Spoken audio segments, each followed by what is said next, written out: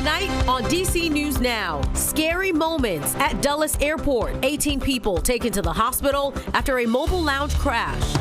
And a step toward ending the shutdown. And I'm grateful that the end is in sight. The series of votes in the Senate tonight and what happens next.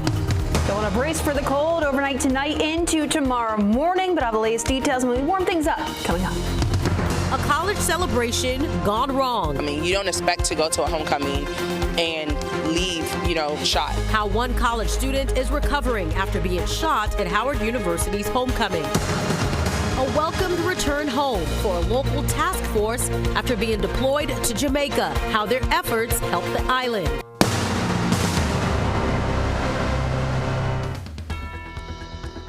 And breaking news tonight, the Senate has passed a short-term funding bill, a new step forward in ending the government shutdown. Good evening. Thanks for joining us for DC News Now. I'm Tosin Fakile. Chris Flanagan and Susan Tran have the night off. The final tally called just about half an hour ago.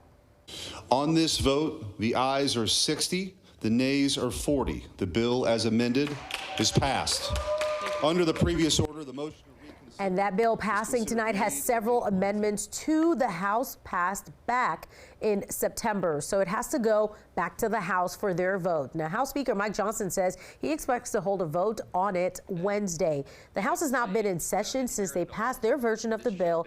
That was in September, and lawmakers are now flying back to D.C. Now, if the House passes the bill, it will go to the president's desk. Of course, we'll have more on this and the timeline in just a few minutes. And new tonight, 18 people sent to the hospital after a mobile lounge crashed at Dulles Airport. These are those large vehicles that take you between concourses. The airport authority says it happened at about 4:30 while the vehicle was taking passengers to Concourse D. Our team was able to talk with an employee who says this is not the first time the airport has had shuttle problems. The shuttles, they have problems. The shuttles, they need to get removed, honestly. They've been here almost as long as the airport itself, and they're outdated. Now, none of the injuries are life-threatening. This is a developing story. We'll have the latest on air and online as soon as we learn more on DCNewsNow.com.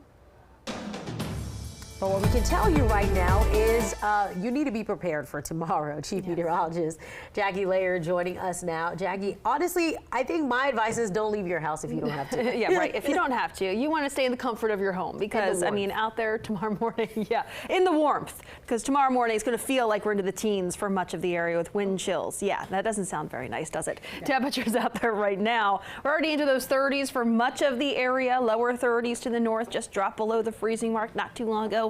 In Hagerstown, we're upper 30s in D.C. at this moment. But when you factor in the wind that we're dealing with right now, already feeling like it's 30 degrees in D.C., already feeling like we're lower 20s in Hagerstown, upper 20s Woodstock, right around 20 degrees, what it feels like out towards Kaiser. Cumberland, lower 20s. I actually see overnight lows dropping back down to those mid upper 20s to right about 30 degrees. But when you factor in that wind, like I keep mentioning, it's going to feel at least 10 degrees colder than those actual air temperatures. So likely going to be feeling like we're into the teens out there tomorrow morning. So you got to brace for that. I know there are a lot of Veterans Day plans outside for tomorrow. If you're heading to any of those, make sure that you are bundled up. Upper 30s by 10 a.m. but feeling like the upper 20s. Low to mid 40s out there for high temperatures tomorrow afternoon. But with those wind gusts up to 35 miles per hour, like I mentioned, that's going to make it feel much colder. But at least we have those dry conditions for much of the area.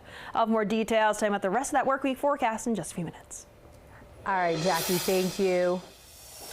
Well, breaking tonight, the Senate advancing a GOP-backed temporary funding bill after 8 Democrats crossed the aisle and voted with them, and among them, Virginia Senator Tim Kaine. The continuing resolution would fund the government through January, fund SNAP and other programs through next year, guarantee a vote on health subsidies next month, and includes protections for federal workers, a sticking point for Kaine. I needed the back pay, the restoration of people to their jobs and back pay, but I needed a no RIF guarantee going forward. And that was the last piece that came together in the entire puzzle. Maryland Senators Chris Van Hollen and Angela Alsobrooks and Virginia Senator Mark Warner all voting no on that bill. They say it doesn't go far enough and doesn't guarantee the preservation of health care subsidies. In our next half hour, we take a closer look at what it includes. And House Speaker Mike Johnson, he is calling members of the House back to Washington. The House has been out of session since mid-September when representatives passed a government funding bill. Johnson says he hopes to hold a vote on Wednesday on the Senate's amended bill. From there, it heads to the president's desk for his approval. But for now, the government remains closed and chaos continues at airports.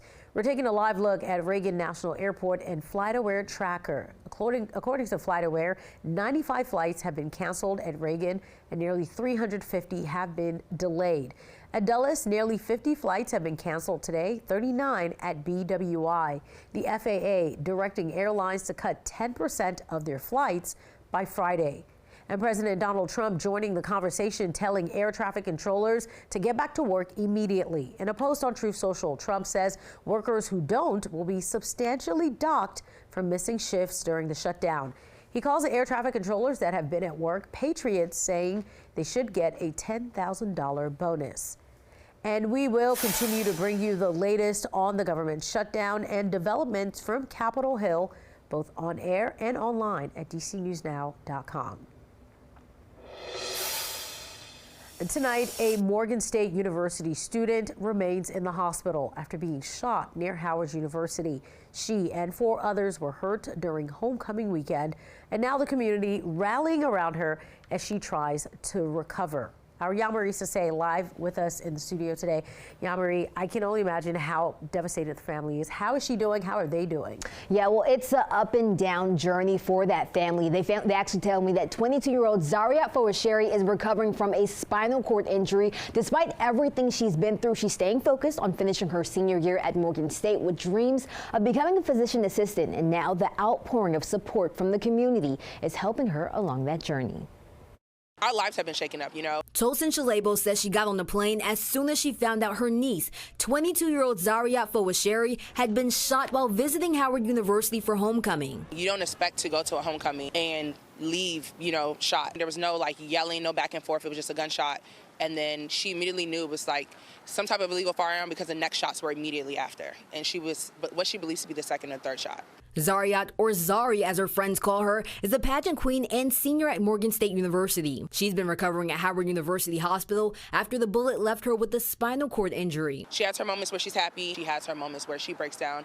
And we kind of have a thing we tell each other where it's okay to cry, you know. But when you're done crying, wipe your eyes and tell yourself you're going to be okay. Now she's taking her classes online to finish her biology degree and still working toward her goal of becoming a physician assistant. It makes her happy to know that people care about her. In less than a week, the family has raised $30,000. They're hoping to reach their $150,000 goal to help with her recovery. It is going to be an extensive thing. The money is really going to be used mainly towards rehab and then also like kind of transportation for her. Shalebo says what happened is another reminder of why gun violence has to stop. Younger generations are walking around with firearms, not knowing how to use it, not knowing the extent of what you're doing to yourself and somebody else. But she believes through faith and community support, Zari's story will be one of strength and comeback. I feel like that little bit of hope has kept me, and I feel like no matter what somebody's believing in, like, remember that, like a faith of a mustard seed can move mountains.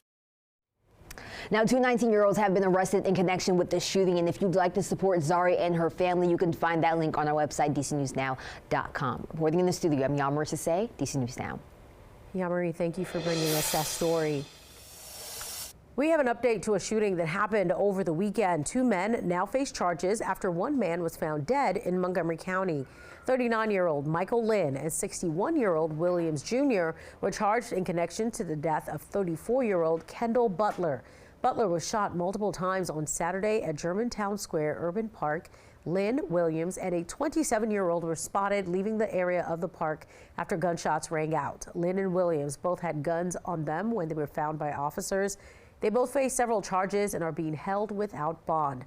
The 27-year-old man was released. It's unclear if the suspects and Butler knew each other.